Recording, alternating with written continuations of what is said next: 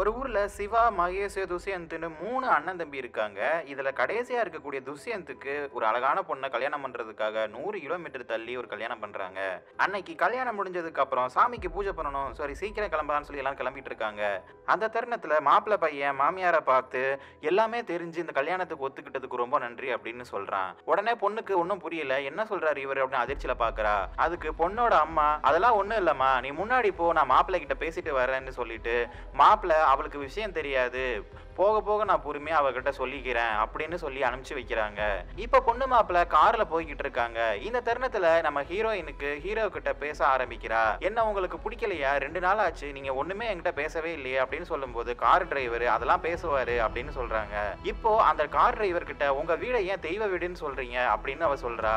அப்ப அந்த car driver அந்த வீட்டை பத்தி சொல்ல ஆரம்பிக்கிறாரு. இப்ப நம்ம துஷ்யந்தோட அப்பா உலகும் போது ஒரு சாமி விக்கிரகத்தை பார்த்தாரு. அந்த சாமி விக்கிரகத்தை எடுத்து பூஜை பண்ண ஆரம்பிச்சாங்க. அதுல இருந்து அவங்க வீடு ரொம்பவே நல்லாக ஆரம்பிச்சுது.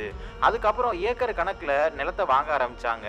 இதுக்கப்புறம் ரொம்பவே சந்தோஷமா இருக்காங்க. சாமி சந்தோஷமா இருக்கும்போது செல்வத்தை கொடுக்கும், சாமி கோவப்பட்டுச்சுன்னா அப்படின்னு சொல்லும் போது உடனே துஷ்யந்த் வேற எதுவும் சொல்லிடாத அப்படின்னு சொல்லிட்டு அங்கவே டிரைவரை ஆஃப் பண்றான். கொஞ்ச நேரத்திலேயே போலீஸ் வந்துருது. போலீஸை பார்த்தவங்க ஐயோ இந்த போலீஸ்க்கு இதே வேலையா போச்சு அப்படின்னு கோவப்படும் போது போலீஸ் வந்து பக்கத்துல நிற்கும் போது தான் தெரியுது அந்த போலீஸ்காரன் நம்ம ஹீரோயினியோட ஃப்ரெண்டு. அவ கல்யாணத்துக்கு வர முடியாததுனால தான் இப்படி மீட் பண்ணி அவளுக்கான ஒரு கிஃப்டையும் கொடுத்துட்டு போறான். இப்ப நேரா அந்த கிராமத்துக்கு போனவங்க நேரா வீட்டுக்குள்ள போறாங்க.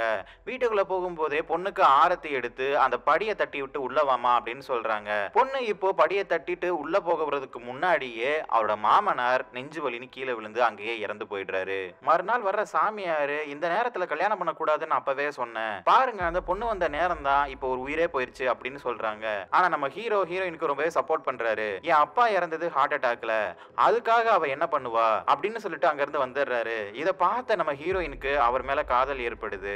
நைட் எல்லாருமே சாப்பிடும் போது திடீர்னு மகேஷ் அந்த சாப்பாடை தட்டி விட்டுறான். ஏன் சாப்பாடை தட்டி விட்டீங்கன்னு கேட்கும் போது திடீர்னு புஷ்பா இது உன்னோட வேலை தானேன்னு சொல்லிட்டு அவன் வினோதமா பேச ஆரம்பிச்சிடறான்.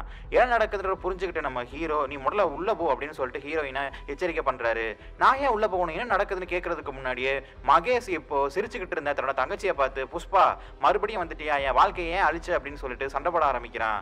இப்போ உடனே நம்ம ஹீரோ ஓடி போய் தீப்பந்தத்தை எடுத்து நம்ம மகேஷ் மூஞ்சி முன்னாடி காமிச்சு அவனை கொஞ்ச நேரத்துல ஆசுவாசப்படுத்தி அமைதி பண்றான். இதெல்லாம் பார்த்த நம்ம ஹீரோயினுக்கு ஒரே சந்தேகமா இருக்கு, இந்த வீட்டுல என்ன நடக்குதுன்னே தெரியல. தன்னோட அம்மாவுக்கு கால் பண்ணி ஏன்னா எப்படியாவது கூட்டிட்டு போயிருமா, இங்க ஒருத்தருக்கு ஒருத்தர் அடிச்சுக்கிறாங்க, என்ன நடக்குதுன்னே தெரியல, சாவுக்கு கூட யாரும் வரல, எனக்கு ரொம்பவே பயமா இருக்கு, என்ன கூட்டிட்டு போமா அப்படின்னு சொல்றா.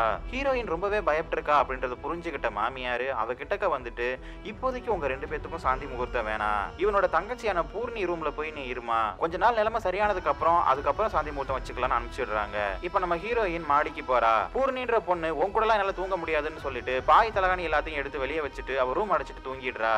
இப்ப நம்ம ஹீரோயின் பாய் தலகாணி எல்லாம் எடுத்துட்டு இப்ப கீழே வர்றா. கீழே வேலைக்காரி அங்கதான் தூங்கிக்கிட்டு இருக்கா. சரி இவ கூட கொஞ்சம் கேள்வி கேட்கலான்னு சொல்லிட்டு பக்கத்துல போயிட்டு எனக்கு ஒரு சந்தேகம், ஏன் என் மாமனார் இறந்ததுக்கு எந்த சொந்தக்காரங்களுமே வரல அப்படின்னு அவன் கேள்வி கேட்கிறா. உடனே அந்த வேலைக்காரி எல்லாருமே வந்தாங்களேம்மா அப்படின்னு அவ சொல்றா. நான் பார்த்தனே ஹஸ்பண்டோட அண்ணனுங்களோட ஒய்ஃப் கூட வரலையே அப்படின்னு சொல்லி கேள்வி கேட்கிறா. அதுக்கு அந்த வேலைக்காரி அவங்க இருந்தா தானே வருவாங்க, எல்லாருமே இறந்துட்டாங்கம்மா அப்படின்னு அவ சொல்றா. சொன்ன உடனே அவளுக்கு அதிர்ச்சி ஆயிருது. இந்த புஷ்பா எப்படி இறந்தா அப்படின்னு சொல்லி கேட்கும் போதுதான் இந்த புஷ்பா கிணத்துல விழுந்து இறந்துட்டதா சொல்றாங்க.